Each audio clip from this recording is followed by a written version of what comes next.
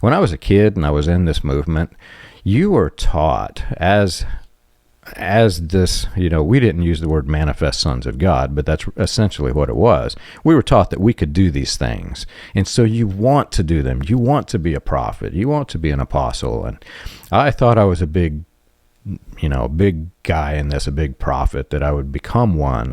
I never saw myself as a prophet, but things would happen that were just a little bit odd. I would have dreams that I had no inside information whatsoever. And then I would go to the event that was in my dream, and suddenly I look around and, oh my gosh, this is my dream. And there's that thing that I saw in my dream. How did I know it was there? That kind of thing happens, which, all of which is explainable and in the psyche of a human mind.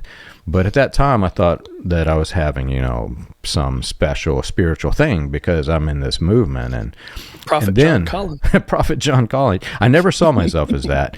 But then the problem is, whenever one of them was not correct, well, then I have to take a step back. And even back then, I thought, okay, well, this is just a dream. I have nothing spiritual whatsoever. I am not a prophet because I don't even claim this to be true, right? I can't fake this. This is not something. If God is speaking through my mouth, I can't fake that he's speaking through my mouth, or otherwise I'm a fraud, right? So I was trying to explain this to one of the ranking members of MorningStar.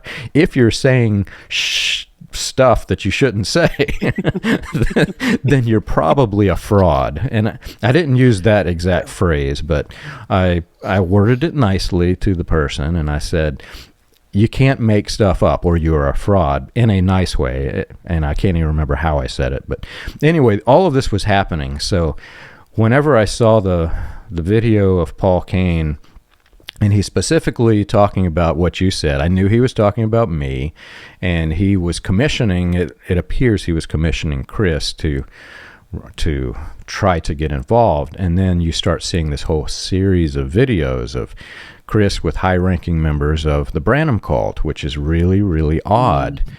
And it was at that point I started digging deeper into Paul Cain and came to realize that he never really left Branham's message cult. He was a message cult member until the end of his life.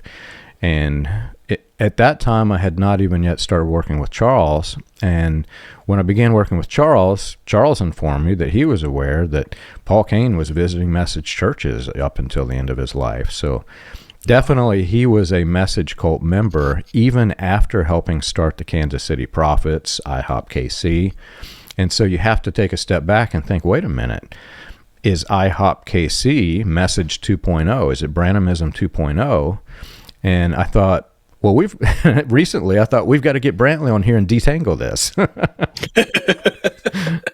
It's crazy because the prophetic manipulation still happens, and that's a crucial part of what we see with Chris Reed's allegations. That there was so Chris Reed had his resignation letter go public, and the shorthand of that is that he felt like it was time to step away. It seemed like that there was probably some internal disagreements of some sort, but that he was going to continue ministry, and he listed out a laundry list of things, including overseeing a house church network and all these different things that kind of threw up red flags. And after he released his resignation publicly, or actually I think it was leaked publicly, after that was leaked publicly, Rick Joyner responded, and it's since been deleted. And his response was very quick to distance himself from Chris and disapprove of Chris for his actions. He referred to whatever Chris was experiencing as a deceptive spirit. And then he hints around at who I can only figure is probably Bob Jones and Paul Cain, and how he talks about how that a deceptive spirit stole many years. I think he does go, I think he might have, no, he didn't name Cain in that, but he talked about that it robbed him of his ultimate purpose when referring to Cain. And he said that it took 10 years of effective ministry from him as well. I don't know if that was a Freudian slip or because we're not aware of any Rick Joyner moral failings that are public. But he said that it cost him 10 years. So I'm going to take him at his word there. But he quickly deleted that statement, and then we really didn't hear much besides the Roy's Report articles. They have 2 articles where they got some direct quotes from Chris. They released at that time allegations of clergy sexual abuse for Chris. MorningStar is not referring to it as that. There was a woman who was, that the way that they said it, that she was Rick said it Sunday, was that she was not a young woman. She was only a couple years younger than Chris. She was a lady, a woman. He said things like the woman who is supposedly involved. And so those comments like that create distance and make people forget those power balances, those power imbalances that happen of Chris as someone who is a figurehead at MorningStar. And this girl, although she is close in age, is a student and someone who looks up, and there's that power dynamic there. And especially when we see the messages, and we saw that prophecy was used in the same way that we saw it with Mike Bickle as well, allegedly, in that he would prophesy that his wife was going to die to people, and that they were going to become his wife. That was like the golden thread prophecy that's been alleged and been corroborated by a handful of victims, that the same thing was said to them.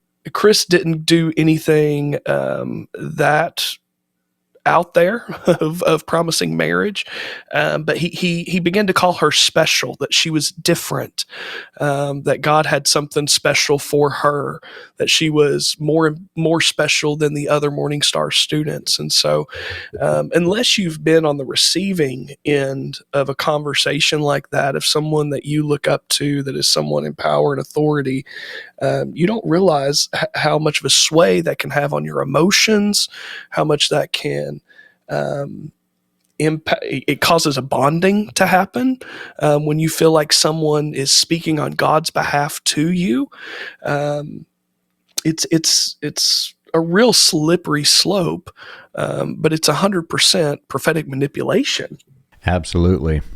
And I'm going to speak in general terms. I'm not going to refer specifically to any of the people under these allegations. Sure. Allegations are allegations, but the way that Branhamism worked, and we see that this is a replication of Branhamism in many, many different avenues that the New Apostolic Reformation has taken, it creates a hierarchy that is unhealthy, wherein the men are far superior to the women. The women are not seen as equals, even though I've heard sermons where they say, treat her like your equal. She is your equal, and then explain the hierarchy why she is not your equal. It's that bad. And the men and the women don't have the same spiritual status in these things. And so the women want to find and connect to somebody who is superior to them because they've been mentally trained to do this. And whenever a predator sees the opportunity in that setup, it's literally the foundation for predators, they can use that tool as a manipulation to start making them feel more, the word special, again, I'm not referring specifically to people at MorningStar, but you can make them feel special. And then that's the door that opens up. And once that door is open, it can go to, really, really far to extremes. And in the Branham cult, I have seen time and again, there are leaders who have fallen to things like this. And the problem is, because the indoctrination has made people believe that the fivefold ministry creates an element of spiritualism over these figureheads where they are above human. Whenever they do something like this, whenever they prey on victims, because they're fivefold ministers, it can all be erased simply by saying, oh, I did this thing in the past, and therefore forgive me and put me back in the same exact position so I can do it again. That's where really I have a huge problem with this. Which is an interesting point that was brought up on Sunday by Rick as well. Um, we have laughed and called him Restoration Rick, me and my friends, because of what seems to be Rick Joyner's specialization in restoring people to ministry.